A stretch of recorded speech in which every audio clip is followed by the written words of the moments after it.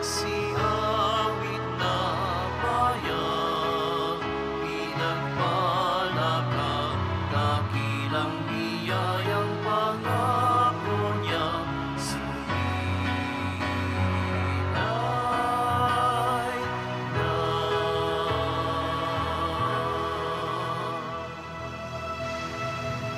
Simulan natin ang ating pagdiriwang sa ngalan ng Ama at ng Anak at ng Espiritu Santo. Amen. Ang pagpapala ng ating Panginoong Hesukristo, ang pag-ibig ng Diyos Ama at ang pakikipagkaisa ng Espiritu Santo naway sumainyong lahat. At sumaiyo rin. Mga kapatid, ngayong araw na ito atin pong ginugunita si San Jeronimo, isang pari at pantas ng ating simbahan. Upang tayo'y maging marapat gumanap sa banal na pagdiriwang, aminin muna natin at pagsisihan ang ating mga kasalanan. Inaamin ko sa makapangyarihang Diyos At sa inyo, mga kapatid, na lubha akong nagkasala sa isip, sa salita at sa gawa, at sa aking pagkukulang. Kaya'y sinasamo ko sa mahal na Birheng Maria, sa lahat ng mga anghel at mga banal, at sa inyo, mga kapatid, na ako'y ipanalangin sa Panginoong ating Diyos. Kaawaan tayo na makapangyarihang Diyos, patawarin tayo sa ating mga kasalanan at patnubayan tayo sa buhay na walang hanggan. Amen. Panginoon, kaawaan mo kami. Panginoon, kaawaan mo kami. Kristo, kaawaan mo kami. Kristo, kaawaan mo kami. Panginoon, kaawaan mo kami. Panginoon, kaawaan mo kami. Manalangin tayo.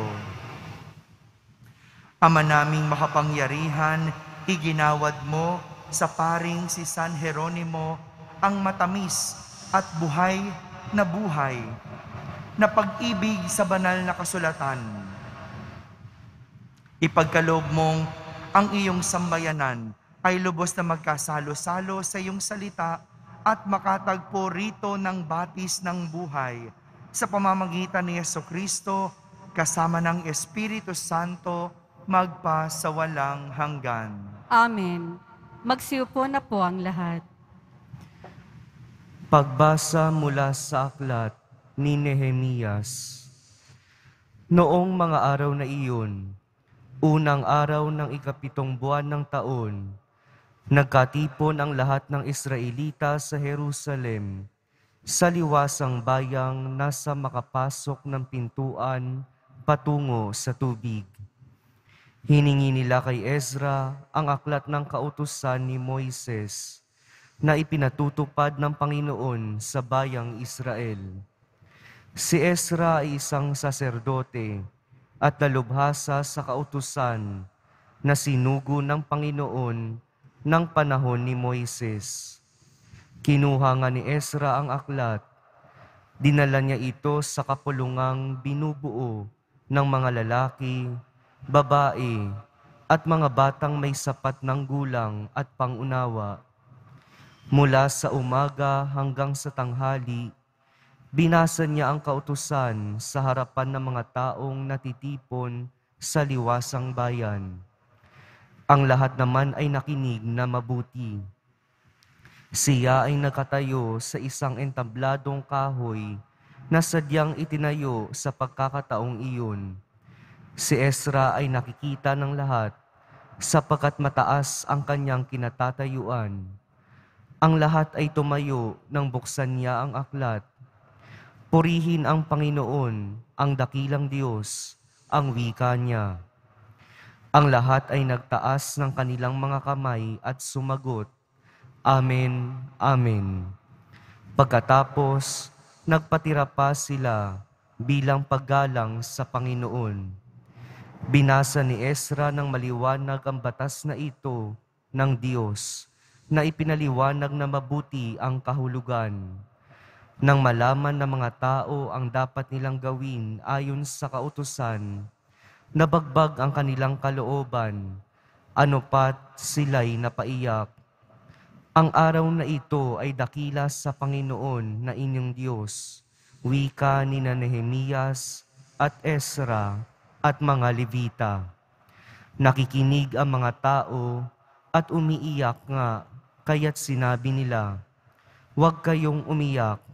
Wika pa nila, "Umuwi na kayo at magdiwang.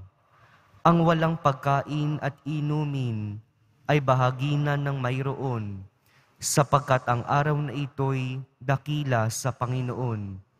Ang kagalakang dulot niya ay magiging kalakasan ninyo." Ang mga tao'y inaliw ng mga Levita at pinatahimik ang mga ito. Wika sa kanila, "Walang dapat malungkot sa inyo, sapagkat ang araw na ito ay banal." Umuwing masaya ang lahat upang magdiwang. Kumain sila at uminom, at binahaginan naman ang wala. Silang lahat ay nagdiwang, sapagkat nauna nga nila ang ipinaliwanag sa kanila. Ang salita ng Diyos. Salamat sa Diyos. Ating kabutihat lugod ay nasa loobin ng Diyos. Ating kabutihat lugod ay nasa loobin ng Diyos. Ang batas ng Panginoon ay batas na walang kulang. Ito'y utos na ang dulot sa tao ay bagong buhay. Yaong kanyang mga batas ay mapagtitiwalaan. Nagbibigay ng talino sa pahat ang kaisipan. Ating kabutihat lugod ay nasa loobin ng Diyos. Ang tuntuning ibinigay ng poon ay wastong utos. Liligaya ang sinuman kapag ito ang sinunod. Ito'y wagas at matuwid pagkat mula ito sa Diyos. Pangunawa ng isipan, yaong bungang idudulot. Ating kabutihat lugod ay nasa loobin ng Diyos.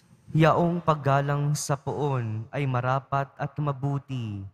Isang banal na tungkulin na iiral na parati. Pati mga hatol niya'y matuwid na kahatulan. Kapag siya ang humatol, ang pasiya ay pantay-pantay. Ating kabutihat lugod ay nasa loobin ng Diyos. Ito'y higit pa sa ginto na maraming nagnanais. Higit pa sa gintong lantay na ang hangad ay makamit. Matamis pa kaysa pulot, sa pulot na sakdal tamis. Kahit anong pulot, ito na dalisay at malinis. Ating kabutihat lugod ay nasa loobin ng Diyos. Magsitayo po ang lahat.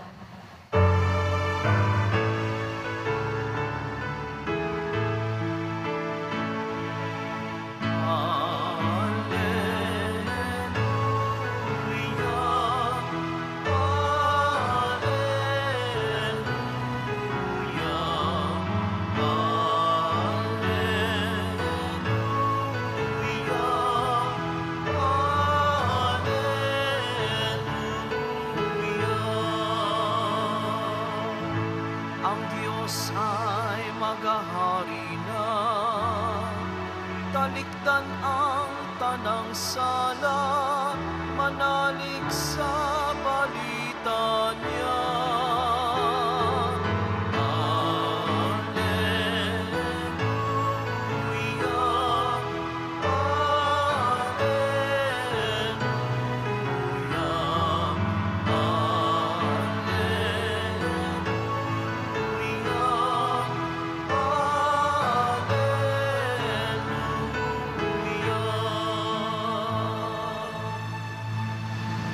Sumainyo ang Panginoon. At sumayo rin. Ang mabuting balita ng Panginoon ayon kay San Lucas. Papuri sa iyo, Panginoon.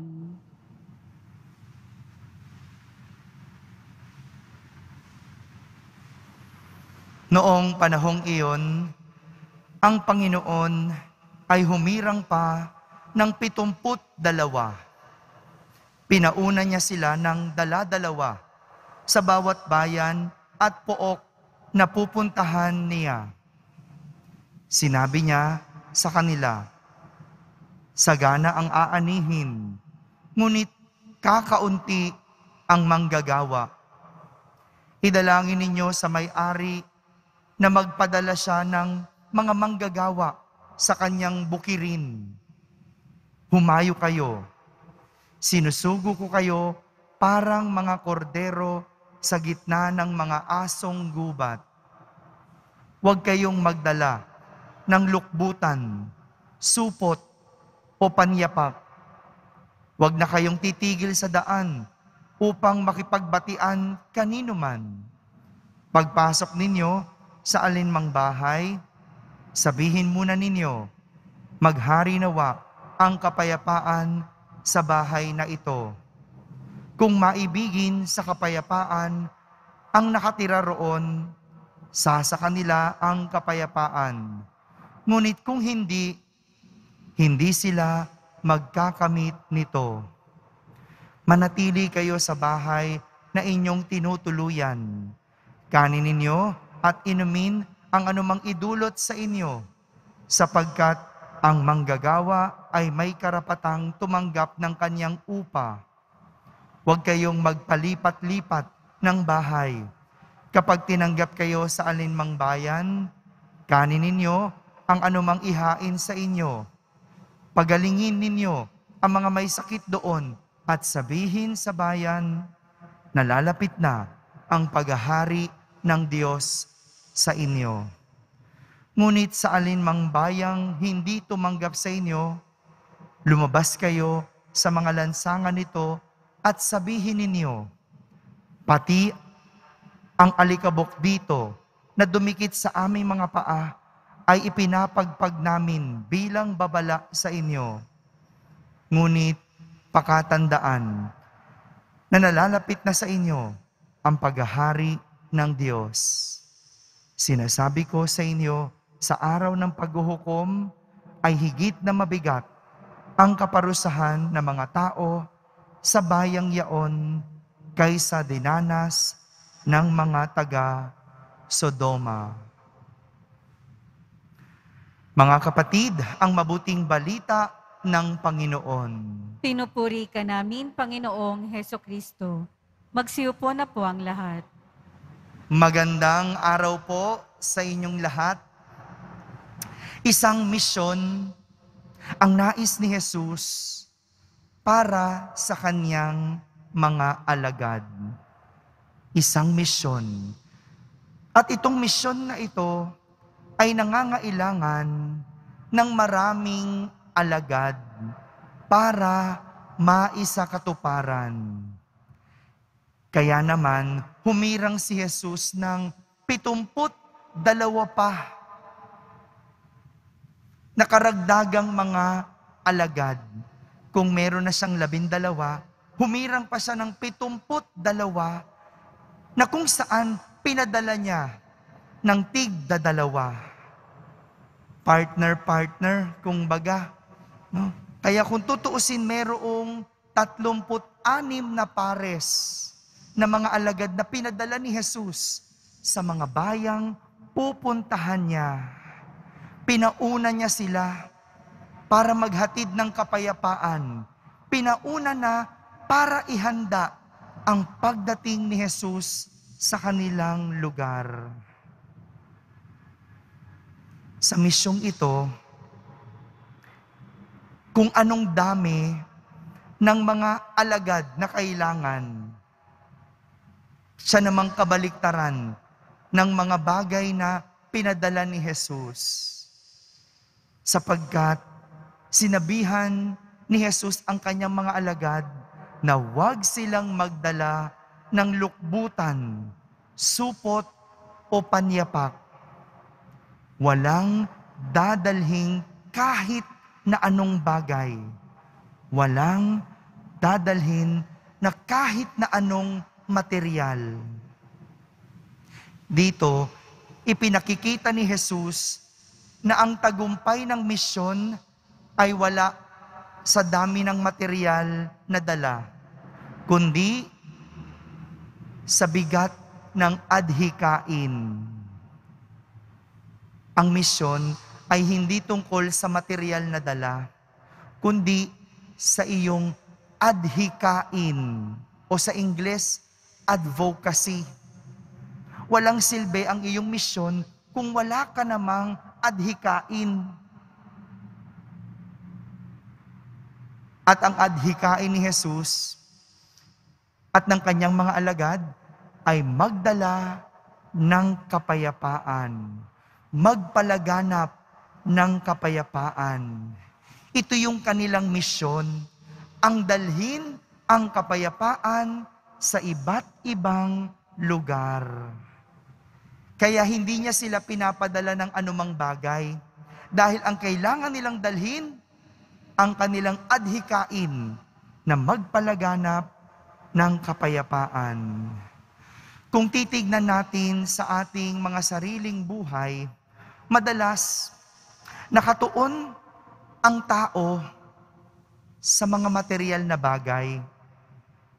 Kaya nga, importante sa atin ang mga material dahil pakiramdam natin na susukat ang buhay o tinitignan ang tagumpay ng buhay kapag ikaw ay may bahay o lupa, kapag nakabili ka ng sasakyan, o kaya nagkaroon ka ng magarang pamumuhay.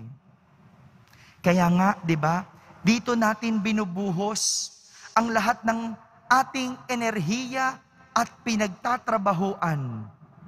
Yung iba nga halos mabaon na sa utang, magkaroon lang ng gamit. Di bali nang walang maisaing, basta mayroong motor. Dahil tinitignan natin ang tagumpay ng buhay base sa material. Pero pansinin po natin, kahit anong dami ng gamit, bakit ang tao hindi makontento? Ang yaman na, pero malungkot pa. Ang dami na, nagkakamkam pa. Ang swerte na, bakit nanloloko pa? O nagloloko pa? May iba, nakamit na at nakuha na ang lahat ng luho, pero bakit parang hindi nakukumpleto? Lahat ito ay dahil walang adhikain, walang advocacy, walang kahulugan ng buhay dahil umiikot lang ang lahat sa material. Kaya ang babaw. Sa halip na hanapin kung ano ang ating misyon, ang pinagtutuunan ay kung ano ang pwede nating maitabi. Mga kapatid, ang tunay na tagumpay ng buhay ay nakikita sa kung ano ang naging nitong kahulugan. Pwedeng ikaw ay naging abogado, yumaman, nagkapera, pero sa huli, wala ka naman talagang pinaglaban, kundi kayamanan. Pwedeng ikaw ay naging doktor, pero nagamot mo man ang sakit ng tao, wala ka namang naitulong sa sakit ng mundo. Pwedeng ikaw ay naging guro at nagtuturo, pero hindi mo naman alam ituro ang pakikipagkapwa-tao. Ang sinasabi sa atin, sa buhay, mayroon tayong misyon. At ang tagumpay ng buhay, hindi nakabase sa material, kundi sa adhikain ng ating misyon. Nakakapagod kung trabaho ka lang ng trabaho. Nakakapagod kung gumigising ka lang lagi na parang wala namang kabuluhan, wala ka namang ipinaglalaban, wala namang pinatutunguhan ang iyong buhay. Pero kung ang buhay ay mayroong misyon, nagkakaroon ito ng malalim na kahulugan. Hindi bang sarap nung babangon ka, hindi lang dahil para magkapera, kundi para itaguyod ang iyong pamilya? Hindi ba ang sarap nung ikaw ay gigising, hindi lang para magdasal o magsimba, kundi para maglingkod sa Diyos. Lahat ng ito, walang kabuluhan sa buhay kung material lang ang ating pinagkakaabalahan. Para magkaroon ng kahulugan ng buhay, alamin ang iyong misyon at ito ang iyong isabuhay. Amen.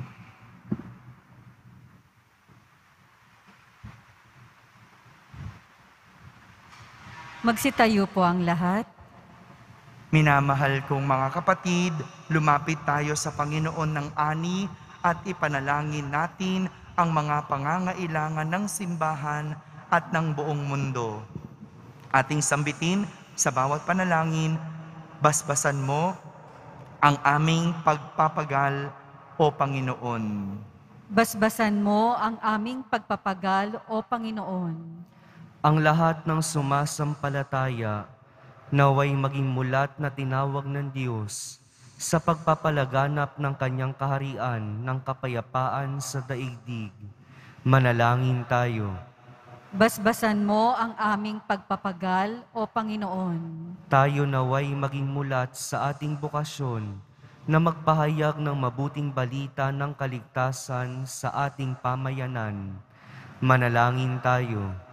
Basbasan mo ang aming pagpapagal o Panginoon. Ang mga magsasakang nagbubungkal ng lupa, naway biyayaan ng mabuting panahon at mayamang ani.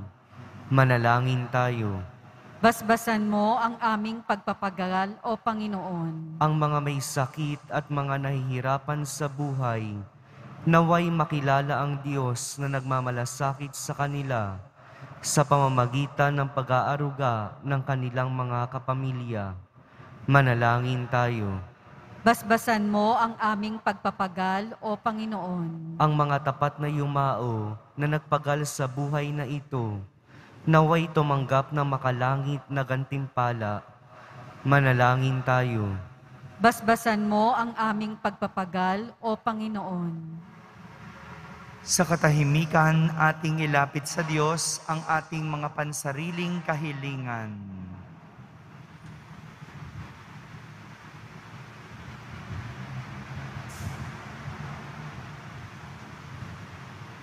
Manalangin tayo.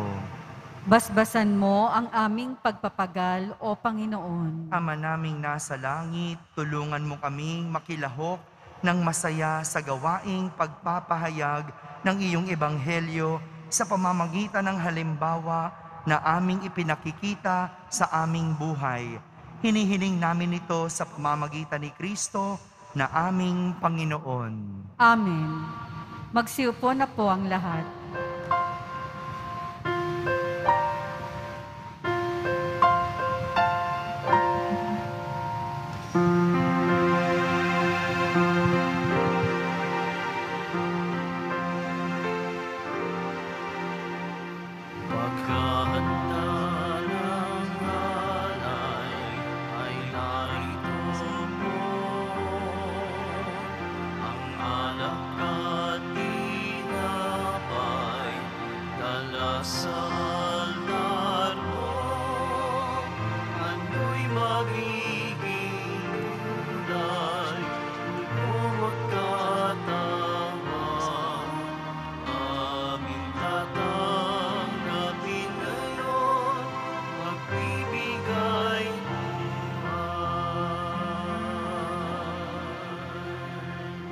Magsitayo po ang lahat. Manalangin kayo mga kapatid upang ang paghahain natin ay kalugdan ng Diyos amang makapangyarihan. Tanggapin nawa ng Panginoon itong paghahain sa iyong mga kamay, sa kapurihan niya at karangalan, sa ating kapakinabangan at sa buong sambayanan niyang banal. Ama naming lumikha, ipagkaloob mong sa pagsasaloob namin sa iyong salita, alinsunod sa ipinamalas ni San Jeronimong halimbawa, kami naway masiglang makapaghain ng ikinalulugod mong handog para sa kaligtasan namin sa pamamagitan ni Jesucristo kasama ng Espiritu Santo magpa sa walang hanggan. Amen. Sumainyo ang Panginoon. At sumaiyo rin. Itaas sa Diyos ang inyong puso at diwa. Itinaas na namin sa Panginoon. Pasalamatan natin ang Panginoong ating Diyos. Marapat na siya ay pasalamatan. Ama naming makapangyarihan, tunay ngang marapat na ikaw ay aming pasalamatan sa pamamagitan ni Jesucristo na aming Panginoon. Ngayong si San Jeronimo ay pinararangalan sa pamumuhay niyang totoong uliran at pagiging maaasahan sa panunungkulan. Kaya't si Jesucristo na maaasahan sa katapatan ay inihahayag sa pangangasiwa sa sambayanan.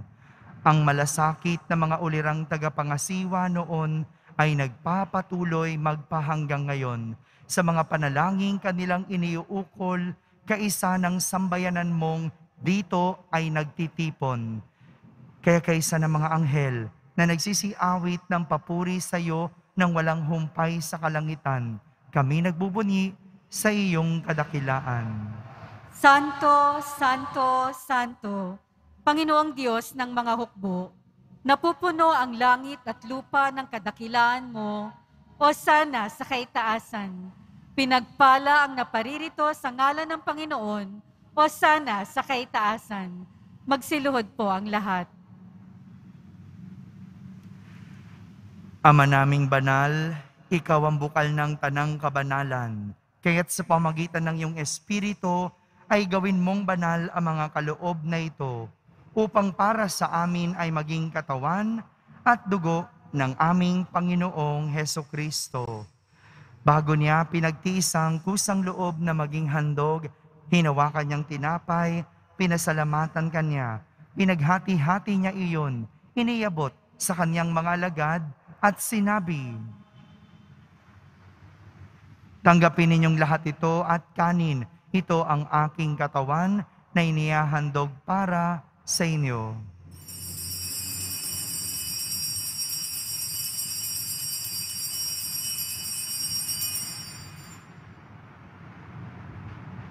Kaya hindi naman numatapos ang hapunan, hinawakan niyang kalis, muli kanyang pinasalamatan. Iniabot niya ang kalis sa kanyang mga alagad at sinabi, "Tanggapin ninyong lahat ito at inumin. Ito ang kalis ng aking dugo, ng bago at walang hanggang tipan. Ang aking dugo na ibubuhos para sa inyo at para sa lahat, sa ikapagpapatawad ng mga kasalanan. Gawin ninyo ito sa pag-alaala sa akin."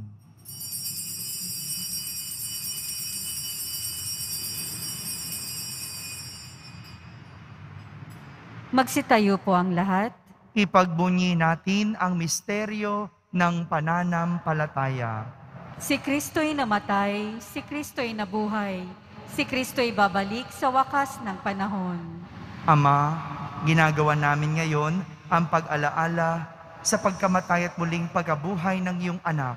Kaya't inaalay namin sa iyo ang tinapay na nagbibigay buhay at ang kalis na nagkakaloob ng kaligtasan. Kami nagpapasalamat dahil kami iyong minarapat na tumayo sa harap mo para maglingkod sa iyo. Isinasamo namin kaming magsasalo-salo sa katawan at dugo ni Kristo ay mabuklod sa pagkakaisa sa pamamagitan ng Espiritu Santo. Ama, lingapin mong iyong simbahang laganap sa buong daigdig. Puspusin mo kami sa pag-ibig kaysa ni Francisco na aming Papa, ni Jose na aming Obispo at ng Tanang Kaparian. Alalahanin mo rin ang mga kapatid naming nahimlay nang may pag-asang sila'y muling mabubuhay. Gayon din ang lahat ng mga pumanaw. Kaawan mo sila at patuloyin sa iyong kaliwanagan. Kaawan mo at pagindapating kaming lahat na makasalo sa iyong buhay na walang wakas. Kaisa na mahal na Birheng Maria na Ina ng Diyos.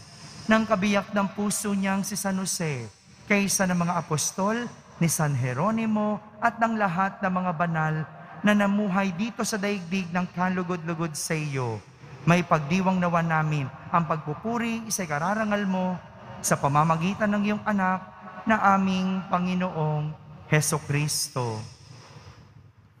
Sa pamamagitan ni Kristo, kasama niya at sa Kanya, ang lahat ng parangal at papuri ay sa iyo, Diyos Amang makapangyarihan, kasama ng Espiritu Santo, magpa sa walang hanggan. Amen. Sa tagubilin ng mga nakahagaling na utos at turo ni Jesus na Panginoon natin at Diyos, ipahayag natin ng lakas loob. Ama namin, sumasalangit ka. Sambahin ang ngalan mo, mapasa amin ang kaharian mo. Sundin ang loob mo dito sa lupa para nang sa langit. Bigyan mo po kami ngayon ng aming kakanin sa araw-araw. At patawarin mo kami sa aming mga sala, para ng pagpapatawad namin sa nagkakasala sa amin. At huwag mo kaming ipahintulot sa tukso, at iadya mo kami sa lahat ng masama. Hinihiling namin kami iadya sa lahat ng masama, pagkalooban ng kapayapaan araw-araw, iligtas sa kasalanan at ilayo sa lahat ng kapahamakan, samantalang aming pinananabikan ang dakilang araw ng pagpapahayag ng tagapagligtas namin, si Heso Kristo. Sapagkat iyo ang kaharian at ang kapangyarihan at ang kapurihan magpakailanman. Amen. Panginoong Heso Kristo, sinabi mo sa iyong mga apostol, kapayapaan ang iniiwan ko sa inyo. Ang aking kapayapaan ang ibinibigay ko sa inyo. Tunghayan mo ang aming pananampalataya at huwag ang aming pagkakasala. Pagkalooban mo kami ng kapayapaan at pagkakaisa ayon sa iyong kalooban, kasama ng Espiritu Santo, magpa sa walang hanggan. Amen. Ang kapayapaan ng Panginoon ay laging sumainyo. At sumaiyo rin. Magbigayin kayo ng kapayapaan sa isa't isa. Kapayapaan po para sa lahat.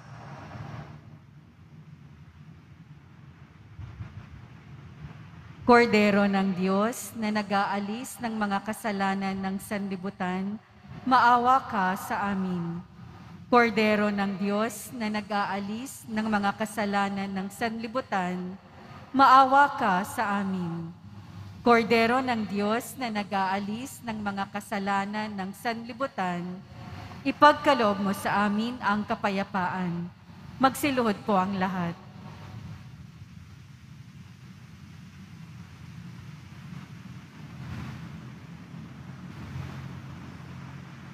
Ito ang kordero ng Diyos. Itong nag-aalis ng mga kasalanan ng sanlibutan. Mapalad ang mga inaaniyahan sa kanyang piging. Panginoon, hindi ako karapat-dapat na magpatuloy sa iyo. Ngunit sa isang salita mo lamang ay gagaling na ako. Ang katawan ni Kristo. Amen.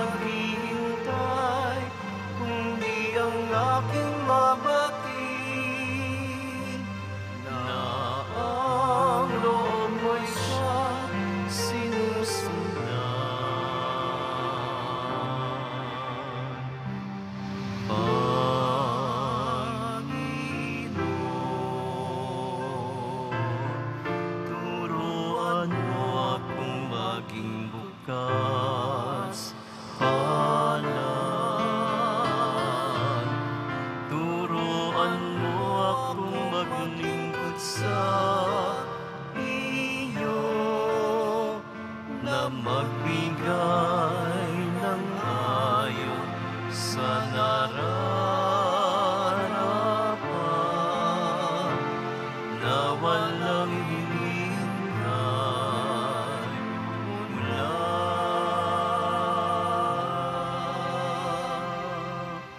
sa'yo.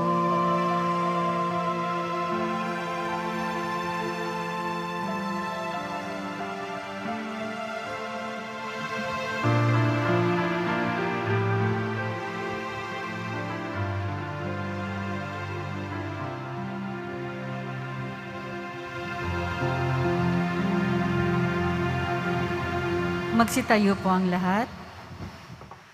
Manalangin tayo.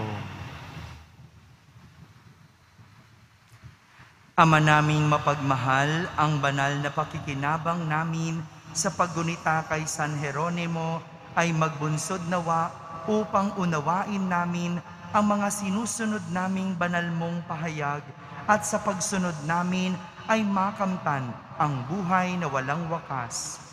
Sa pamamagitan ni Jesucristo, kasama ng Espiritu Santo, magpa sa walang hanggan. Amen. Sumainyo ang Panginoon. At sumaiyo rin. Pagbabasbas ng Poong Yesus Nazareno. Mahal na Poong Yesus Nazareno, inihayag mo sa pamamagitan ng krus ang walang maliw na pag-ibig ng Diyos sa sangkatauhan. Pakinggan mo ang kahilingan ng iyong angkan na nagsusumamo sa iyo. Makamtanawan nila ang inyong katugunan at tanggapin ang kasagutan na may utang na loob na tinatanaw. Basbasan din po ninyo ang lahat na may karamdaman at nahihirapan. Sa pamamagitan ng bendisyon na ito, naway maalala nila ang mga pangako nila noon sa binyag na ikaw ang kanilang iibigin at pagdilingkuran bilang Panginoon magpa sa walang hanggan. Amen. At pagpalain kayo ng makapangyarihang Diyos, Ama, Anak, at Espiritu Santo. Amen. Tapos na po ang ating pagdiriwang, humayging taglay ang pag-ibig at kapayapaan ng Poong Jesus Nazareno. Salamat sa Diyos.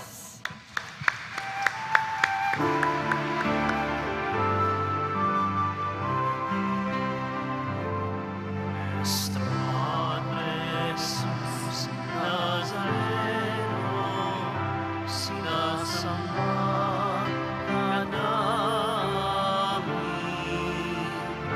Pinigil mo ka namin, para mo ang aming buhay at kaligtasan. Nuestro Padre Jesús Nazareno, iligtas mo